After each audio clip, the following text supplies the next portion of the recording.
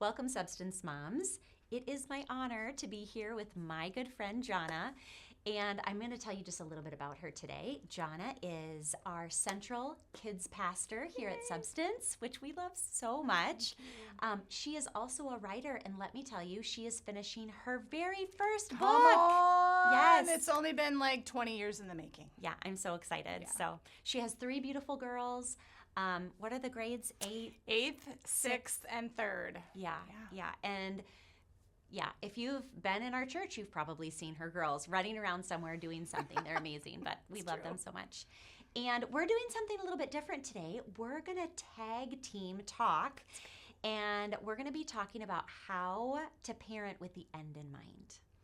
Yeah, and I feel passionate about this, and why we both wanted to talk about it rather than like a traditional interview is because our kids are about the same age. We met when our kids were, again, I think about the same age too, so we've walked this out together, and now our kids are in middle school, you guys.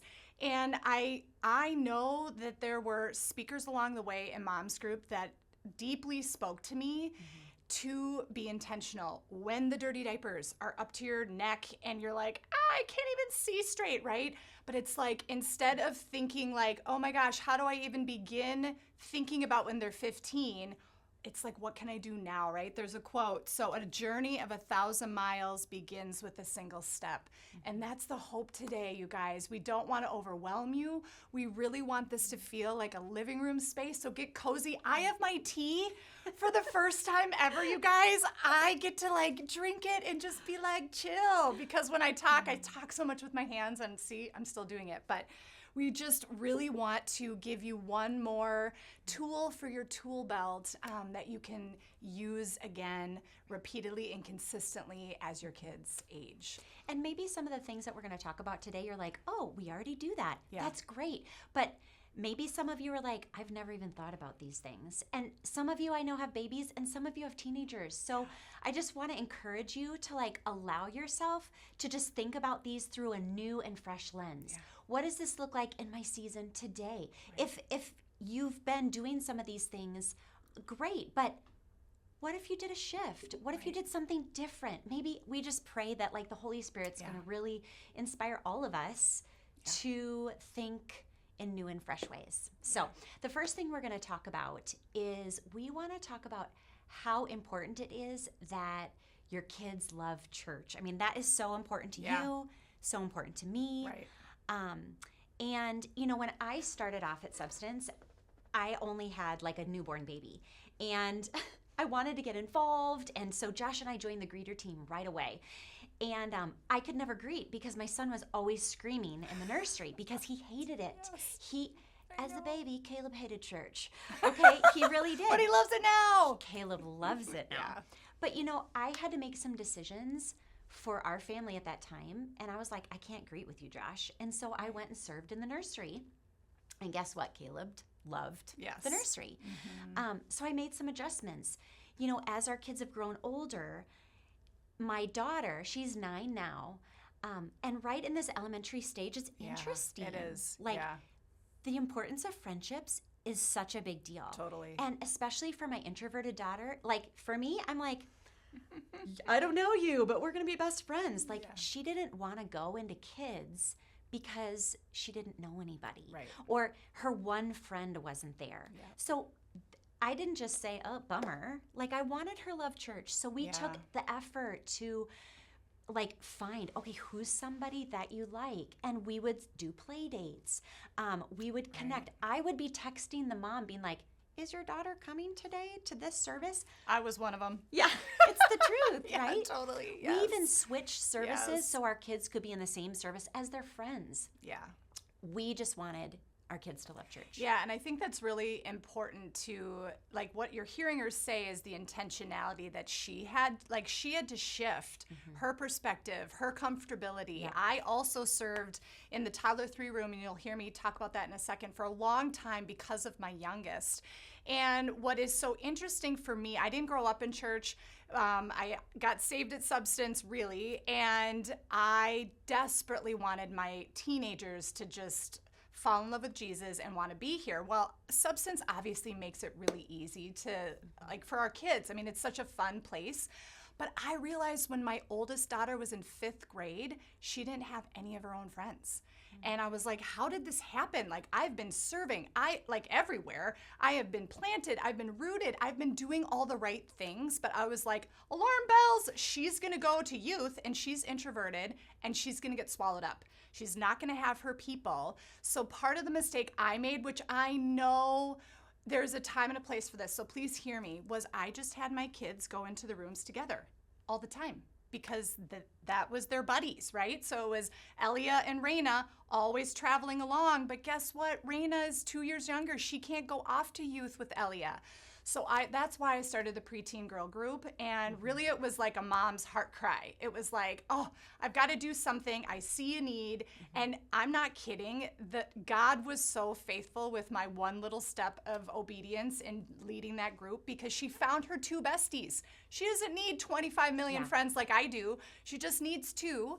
And side note to that, we also have had to coach her along the way, like, again, to your point, what do you do if you show up to church and those 2 people aren't there? So that's like a whole other topic, right? True. But it is, right? I mean, so Same. I can't be texting those families like you can when they're in 3rd grade, right? It's a little different when they get into middle school.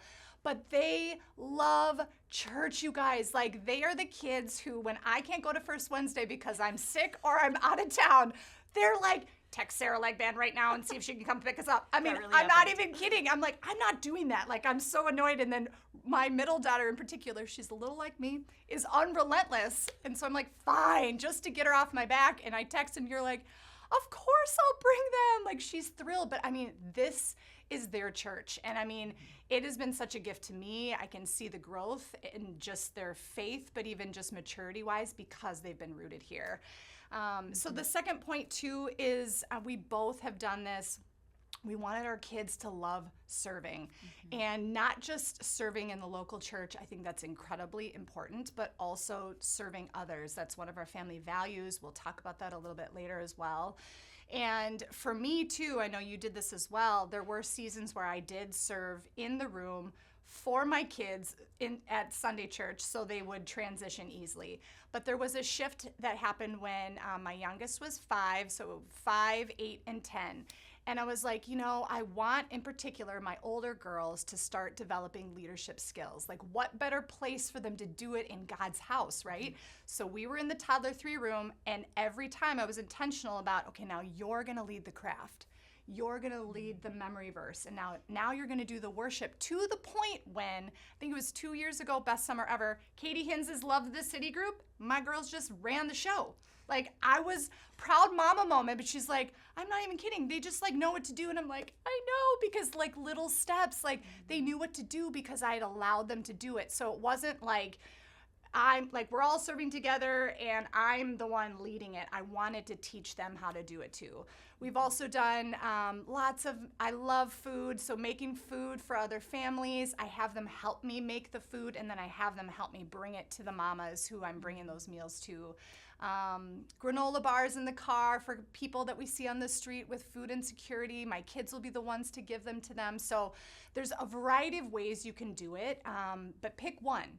Pick one thing that you can do, and if you're coming to church, that's an easy one, so that your kids can develop that intrinsic desire to really be in the local church.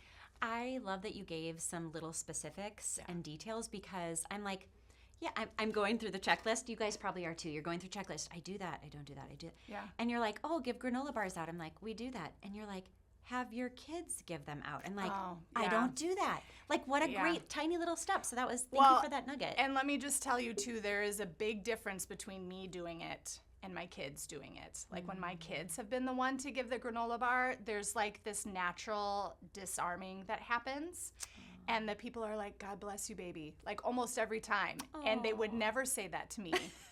I hope God not. bless you, baby. I know, maybe for a different reason. I'd be like, running for the hills, you know, but no. But really, there is something so beautiful about kids, right? And so I just think when we give them an opportunity, and Pastor Carolyn talks about it all the time. I mean, this church was founded on being able to have the youth take charge. And because ownership is just so important in our lives, I mean, in every aspect of our lives, but in church is no different. Yeah, So. and we have totally experienced that in our family. Yeah.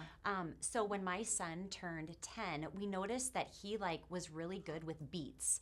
He would beatbox when he was like 6. And we have a little video. It's so cute, but he could be in rhythm. And we're just kind of like, he's got some rhythm. So really, my husband thinks outside the box more than I do. And so he was like, we should get Caleb one of those DJ controllers for his birthday when he turns 10.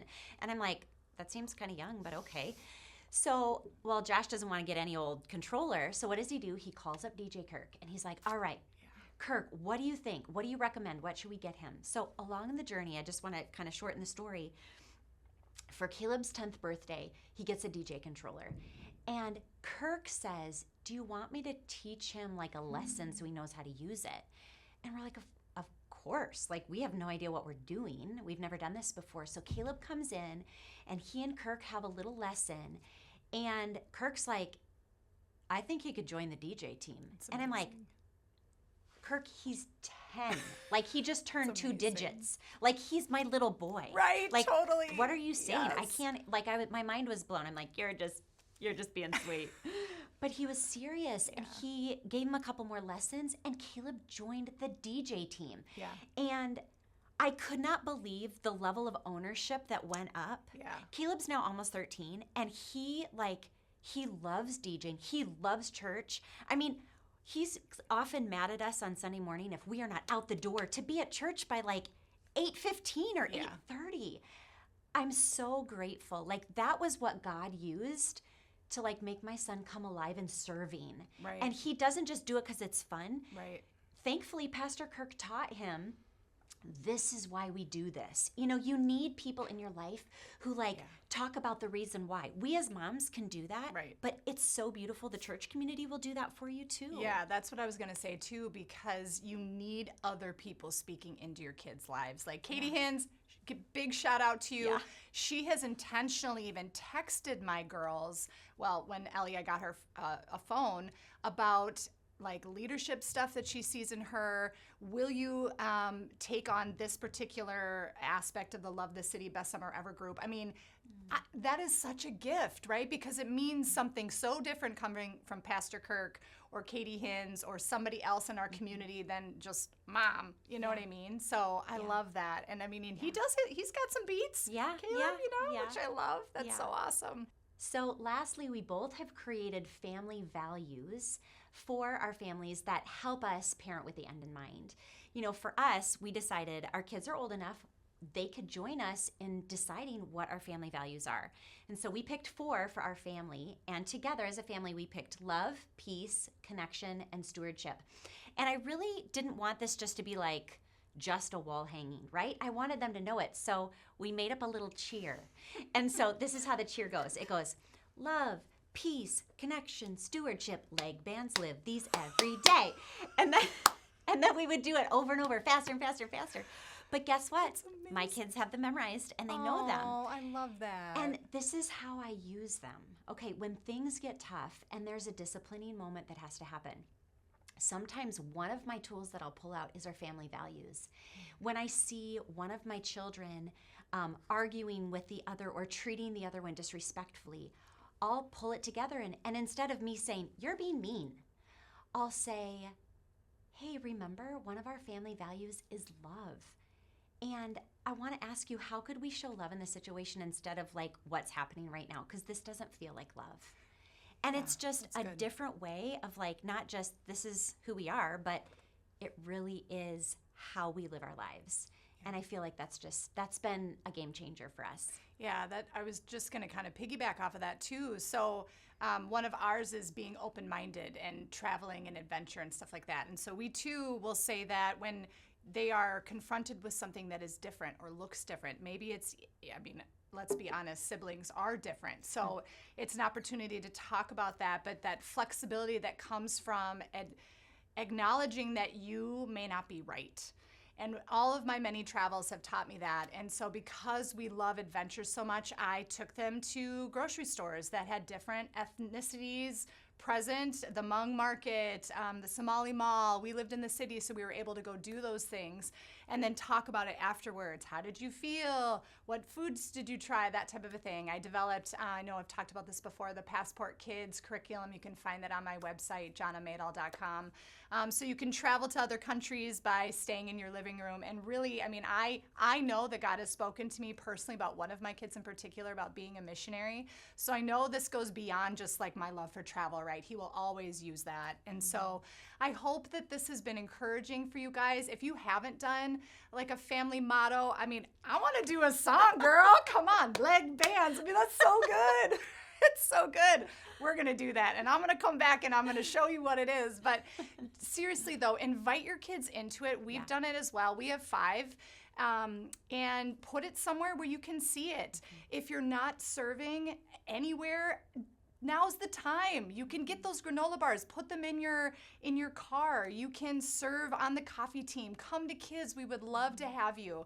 And I mean, just when you do these things, they will fall more in love with Jesus. They will fall more in love with the local church. And that's really what we're hoping to convey today, is just, again, to give you one more thing that you can do, that you'll take one step that will eventually lead to middle school and teenage years, because it really does happen faster than you think. Yeah. So.